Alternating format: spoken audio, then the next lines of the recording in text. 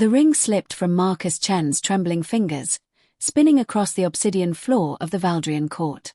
Silence fell like a living thing.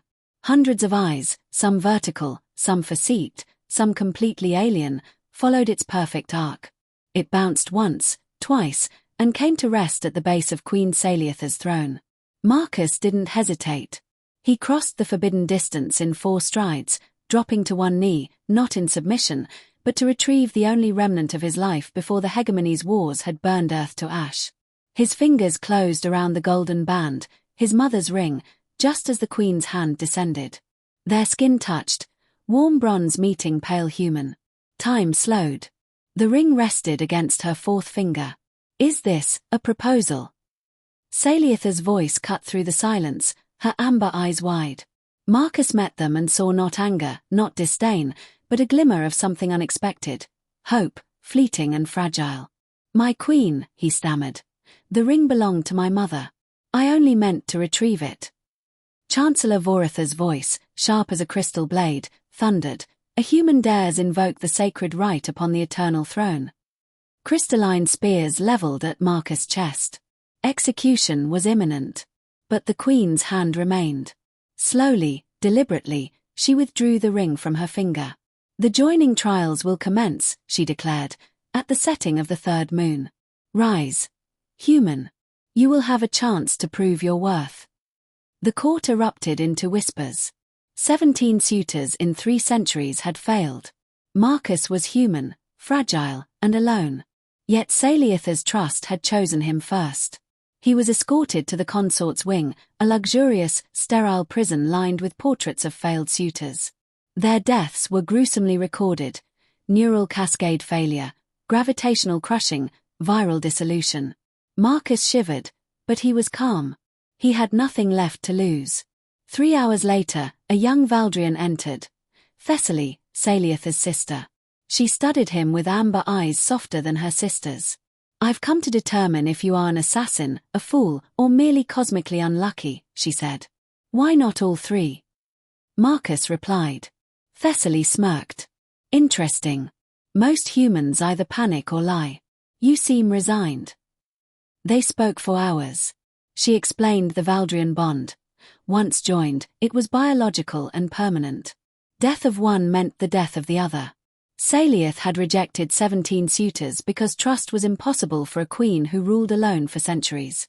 Marcus thought of Earth, cities gone, parents lost, humanity scattered. "I think I understand loneliness," he said quietly. Thessaly tilted her head, intrigued. "You will face the trial of truth," she continued. "Every secret, every hidden motive, every shame will be revealed before the court. No one passes unscathed." That night, Marcus made his choice. He would face the trial willingly. The next morning, he was strapped into a device carved from living crystal. Bioluminescent light pulsed around him. Neural probes connected, extracting memories, motives, fears. His childhood, his mother teaching him piano, the invasion of Earth, his father's sacrifice, the refugee camps, everything projected before the court. Gasps filled the gallery. The machine delved deeper: survival decisions on alien worlds, cruelty he had accepted for others' sake, moments of cowardice. Every flaw exposed. Suddenly, Saliath rose from her throne. "The trial is not complete," Vorath protested. "We have not yet reached." "I have seen enough," Saliath interrupted, her amber eyes fierce. She approached Marcus and hovered her hand over the interface. "I have seen a wound that mirrors my own. A wound you never healed because you thought you didn't deserve it." She deactivated the device herself, helping him to his feet. For the first time, Marcus saw her not as queen, but as a woman. Vulnerable. Tired. Human. That night, Saliath revealed her story. Parents assassinated, centuries of proposals from those seeking her crown, not her.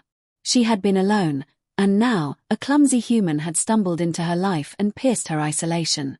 Marcus listened, understanding the weight she carried. He had found something worth living for, her. The remaining trials were different. The trial of combat was restructured after Marcus argued that no human could physically match a Valdrian warrior.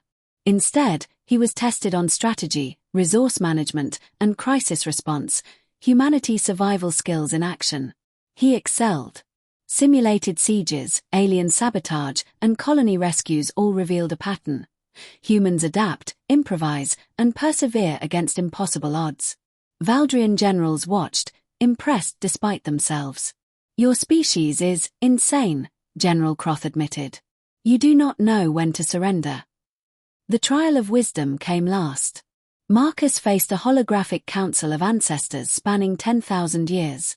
The question: what can you offer the Queen that no other suitor has? Power, wealth, alliances, these were obvious. Marcus thought of Salieth, her loneliness, her mask, and the mother's ring. "Honesty," he said, "even when it is not what she wants to hear. Even when it is hardest to give." The oldest ancestor's hologram flickered.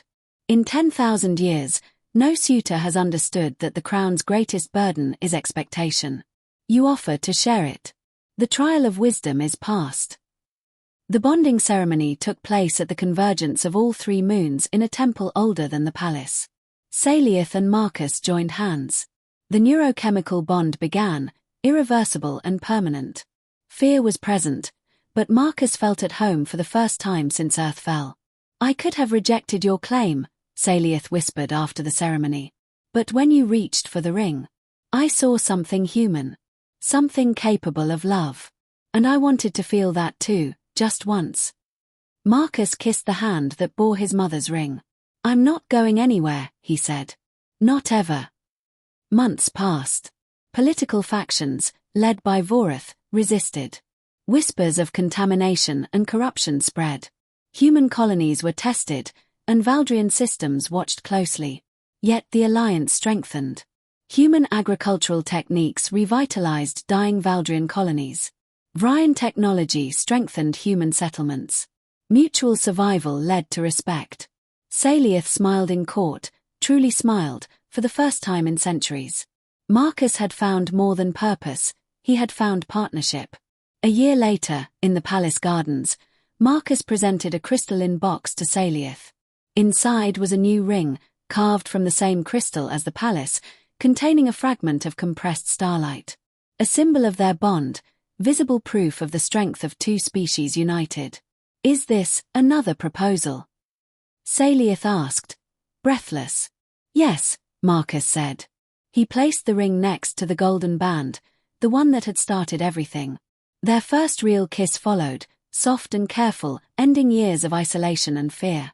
The Empire watched as the human and the Queen ruled together, not as sovereign and subject, but as partners. The colonies thrived under Valdrian protection, and the Valdrian Empire adapted, enriched by human creativity. In a universe that once seemed cold and indifferent, two broken souls had found wholeness in each other. The accidental proposal, the trials, the fear, the courage, it had all led to this. They would be happy. Together. And in the quiet moments, when the moons rose over the palace, Marcus and Salieth would remember how it all began. A dropped ring, a court holding its breath, and the courage to choose love over fear.